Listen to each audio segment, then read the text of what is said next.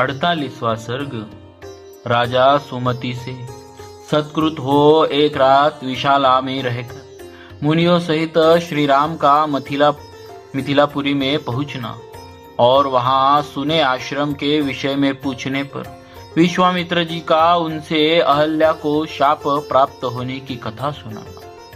वहां परस्पर समागम के समय एक दूसरे का कुशल मंगल पूछकर बातचीत के अंत में राजा सुमति ने महामुनि विश्वामित्र जी से कहा, ब्राह्मण, आपका कल्याण हो। ये दोनों कुमार देवताओं के तुल्य पराक्रमी जान पड़ते हैं। इनकी चाल ढाल हाथी और सिंह की गति के समान है। ये दोनों वीर सिंह और सांड के समान प्रतीत होते हैं। इनके बड़े बड़े नेत्र विकसित कमल दल के समान शोभा पाते हैं। ये दोनों तलवार तरकस और धनुष धारण किए हुए हैं। अपने सुंदर रूप के द्वारा दोनों अश्विनी कुमारों को लज्जित करते हैं तथा युवा अवस्था के निकट आ पहुंचे हैं। इन्हें देखकर ऐसा जान पड़ता है मानो दो देवकुमार देवेच्छावश देवलोक से पृथ्वी पर आ गए हैं। मुनि, ये दोनों किसके पुत्र हैं और कैसे किस लिए यहाँ पैदल ही आए हैं? जैसे चंद्रमा और सूर्य आकाश की शोभा बढ़ाते हैं, उसी प्रकार ये दोनों कुमार इस देश को सुशोभित कर रहे हैं। शरीर की ऊंचाई, मनोभाव सूचक संकेत तथा चेष्टा, बोलचाल में ये दोनों एक दूसरे के समान हैं। श्रेष्ठ आयुध धारण करने वाले ये दोनों नर श्रेष्ठ वीर इस दुर्गम मार्ग में किस लिए आए हैं? मैं यह यथार्थ रूप से सुनना चाहता हूं। सुमति का यह वचन सुनकर विश्वामित्र जी ने उन्हें सब वृत्तांत यथार्थ रूप से निवेदन किया। सिद्धाश्रम में निवास और राक्षसों के वध का प्रसंग भी यथावत रूप से कह सुनाया। विश्वामित्र जी की बात सुनकर राजा सुमति को बड़ा विस्मय हुआ। उन्होंने परम आदरणीय अतिथि के रूप में आए हुए उन दोनों महाबली दशरथ पुत्रों का विधि पूर्वक आतिथ्य सत्कार किया। सुमति के उत्तम आदर सत्कार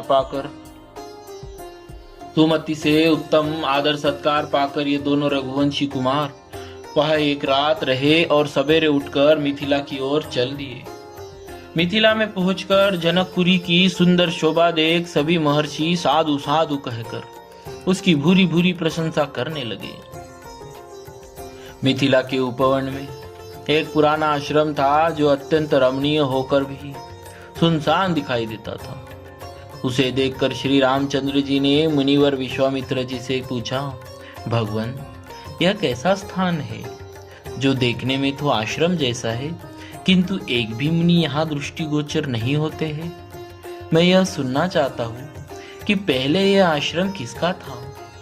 श्री रामचंद्र जी का यह प्रश्न सुनकर प्रवचन कुशल महातेजस्वी महामुनि विश्वामित्र जी ने इस प्रकार उत्तर दिया, रघुनंदन, पूर्व काल में यह जिस महात्मा का आश्रम था और जिन्होंने क्रोध पूर्वक इसे शाप दिया था,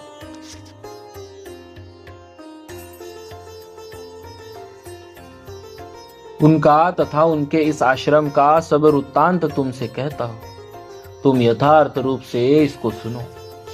नरश्रेष्ठ, पूर्व काल में यह स्थान महात्मा गौतम का आश्रम था। उस समय यह आश्रम बड़ा ही दिव्य जान पड़ता था। देवता भी इसकी पूजा एवं प्रशंसा किया करते थे। महायशस्वी राजपुत्र पूर्व काल में महर्षि गौतम अपनी पत्नी अहल्या के साथ रहकर यहाँ तपस्या करते थे। उन्होंने बहुत वर्षों तक यहाँ तप किया था। एक दिन जब महर्षि गौतम आश्रम पर नहीं थे, उपयुक्त अवसर समझकर शचीपति इंद्र गौतम मुनि का वेश धारण किए वहां आए और अहल्या से इस प्रकार बोले, सदा सावधान रहने वाली सुंदरी, रति की इच्छा रखने वाले प्रार्थी पुरुष ऋतुकाल की प्रतीक्षा नहीं करते। सुंदर कड़ी प्रदेश वाली सुंदरी, मैं इंद्र तुम्हारे साथ समागम करना चाहता हूँ। रघुनंदन महर्षि गौतम का वेश धारण करके आए हुए इंद्र को पहचान कर भी उस दुर्बुद्धि नारी ने अहो, देवराज इंद्र मुझसे चाहते हैं, देवराज इंद्र मुझे चाहते हैं, इस कौतूहलवश उनके साथ समागम का निश्चय करके वह प्रस्ताव स्वीकार कर लिया। रति के पश्चात उसने देवराज इंद्र से संतुष्ट चित्त होकर कहा, सूरश्रेष्ठ, मैं आपके समागम से कृतार्थ हो गई। प्रभु, अब आप शीघ्र यहाँ से चले जाइए। देवेश्वर, महर्षि गौतम के कोप से आप अपनी और मेरी भी सब प्रकार से रक्षा कीजिए। तब इंद्र ने अहल्या से हंसते हुए कहा, सुंदरी, मैं भी संतुष्ट हो गया। अब मैं जैसे आया था उसी तरह चला जाऊंगा। श्री राम इस प्रकार अहल्या से समागम करके जब इंद्र उस कुटी से बाहर निकले, तब गौतम ऋषि के आ जाने की आशंका से बड़ी उतावली के साथ वेग पूर्वक भागने का प्रयत्न करने लगे। इतने में ही उन्होंने देखा कि देवताओं और दानवों के लिए भी दुर्धर्ष तपोबल संपन्न महामुनि गौतम हाथ में समिधा लिए आश्रम में प्रवेश कर रहे थे। उनका शरीर तीर्थ के जल से भीगा हुआ था और वे प्रज्वलित अग्नि के समान उद्दीप्त हो रहे थे। उन पर दृष्टि पड़ते ही देवराज इंद्र भय से थर्रा उठे। उनके मुख पर विषाद छा गया।